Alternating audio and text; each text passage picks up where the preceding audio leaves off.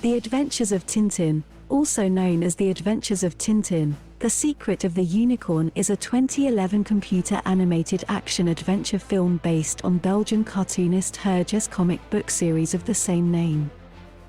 The film was produced and directed by Steven Spielberg, co-produced by Peter Jackson and Kathleen Kennedy, written by Steven Moffat, Edgar Wright and Joe Cornish, and stars Jamie Bell, Andy Serkis, Daniel Craig, Nick Frost and Simon Pegg, who portray their characters through voice acting and motion capture.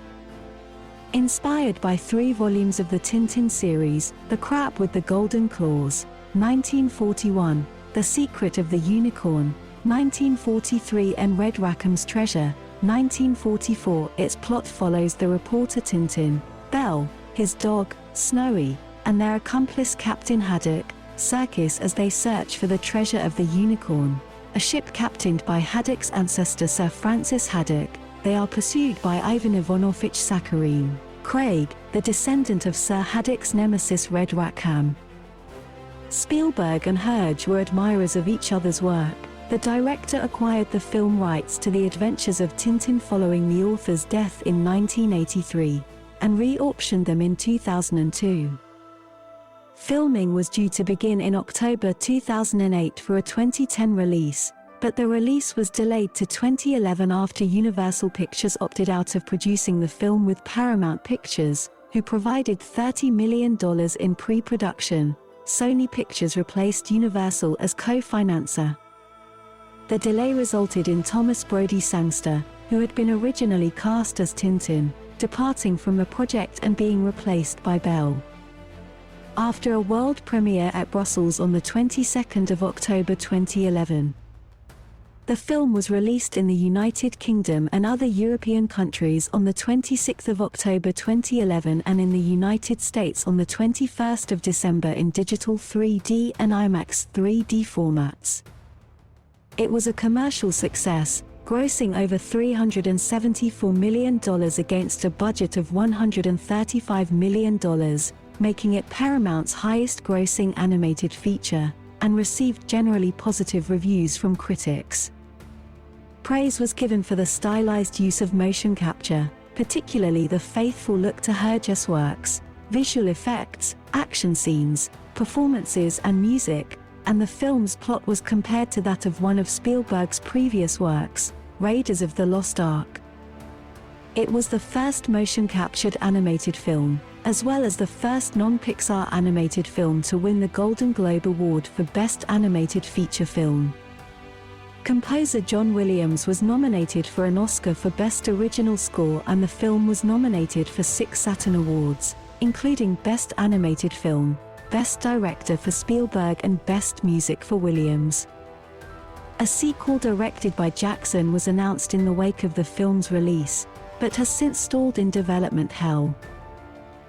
While browsing in an outdoor market with his pet dog Snowy, Tintin, a young journalist, purchases a miniature model of a ship known as the Unicorn, but is accosted by 2 men, who both separately unsuccessfully attempt to acquire the model from Tintin. After Tintin takes the model home to his apartment, it is accidentally broken during a chase between Snowy and a stray cat. A metal tube slips out of the ship's mast and rolls under Tintin's furniture. Meanwhile, bumbling police detectives Thompson and Thompson are on the trail of pickpocket Aristide Silk, whom Snowy had seen in the market. After visiting a library to uncover the history surrounding the unicorn, Tintin returns to find the unicorn has been stolen, and suspects Sakharine of stealing it. He heads to Marland's Pike Hall with Snowy, where he accuses Sakharine of the theft, but noticing Sakharine's model is not broken, he realizes there are 2 unicorn models. Tintin returns to his apartment, which has been ransacked, and is shown the metal tube by Snowy. Tintin finds a parchment scroll inside the tube. However, they are interrupted by the arrival of Barnaby, an undercover FBI agent who had tried to buy the model from Tintin, who is then shot by assassins while attempting to recover the unicorn.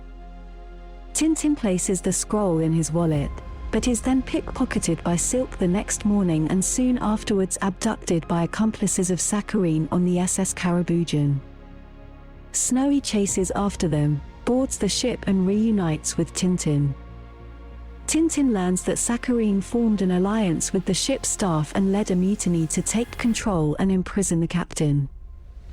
On board, Tintin encounters the ship's captain, Archibald Haddock, who is a perpetually drunk alcoholic and has forgotten most of his past, including his ancestor's story. Tintin, Haddock and Snowy outrun the crew and escape from the Cariboujan in a lifeboat, but not before Tintin radios the name of the ship's destination, Bagger.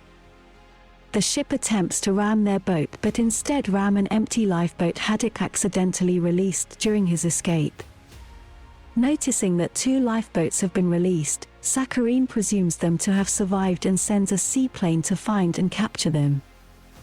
Feeling cold and thirsty on the lifeboat ride, Haddock foolishly uses a stowaway bottle of whiskey to put out a fire he started in the boat, causing an explosion that leaves the trio stranded on top of the capsized boat.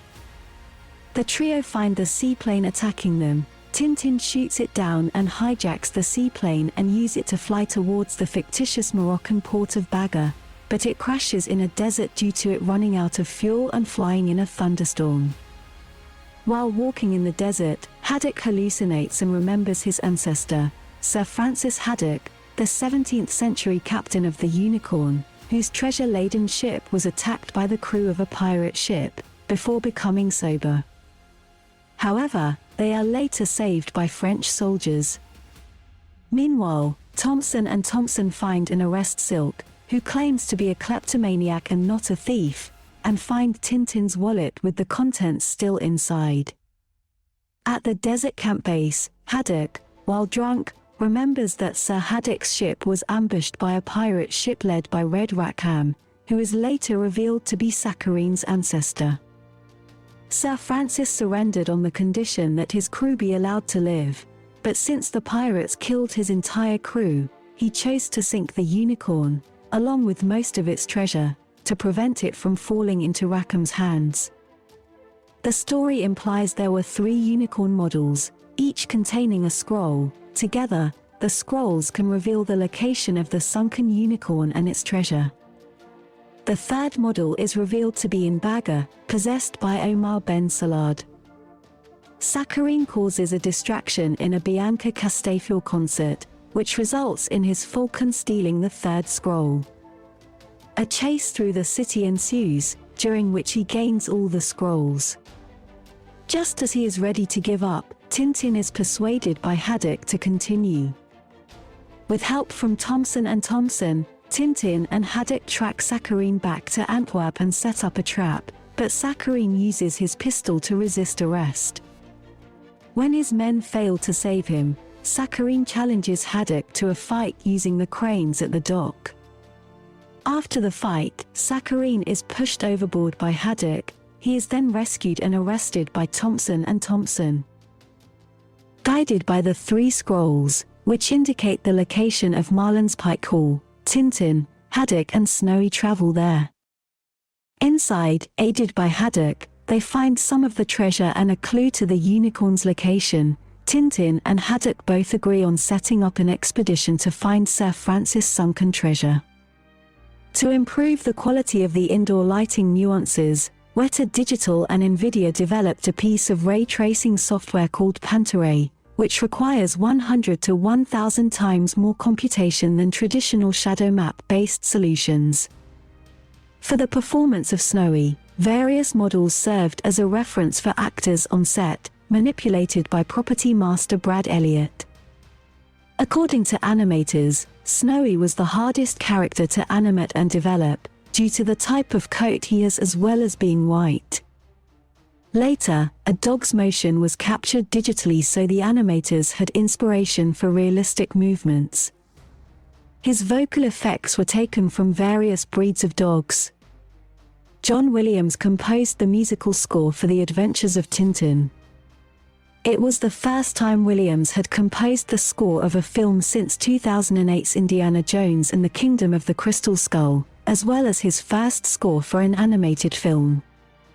Most of the score was written while the animation was still in the early stages, with Williams seeking to employ the old Disney technique of doing music first and have the animators trying to follow what the music is doing. Eventually, several cues had to be revised during the editing of the film. Metacritic, another review aggregator which assigns a weighted mean rating to reviews from mainstream critics, gives the film a score of 68 out of 100 based on 40 reviews, indicating generally favorable reviews. Steve Rose from The Guardian wrote about one of the film's major criticisms, that The Adventures of Tintin, much like The Polar Express, crossed into the uncanny valley, thereby rendering Tintin too human and not human at all. Manohla Dargis, one of the chief critics of the New York Times, called the movie a marvel of gee-wizardry and a night's entertainment that can feel like a lifetime. The simplicity of the comic strip, she wrote, is a crucial part of the success of Tintin, who is an avatar for armchair adventurers. Dargis noted that Tintin's appearance in the film resembled Hergé's creation, yet was eerily different, as if, like Pinocchio, his transformation into human form had been prematurely interrupted. Another major fault in the film, Dargis opines, is how it is overworked. She writes that there is hardly a moment of downtime, a chance to catch your breath or contemplate the tension between the animated expressionism and the photorealist flourishes.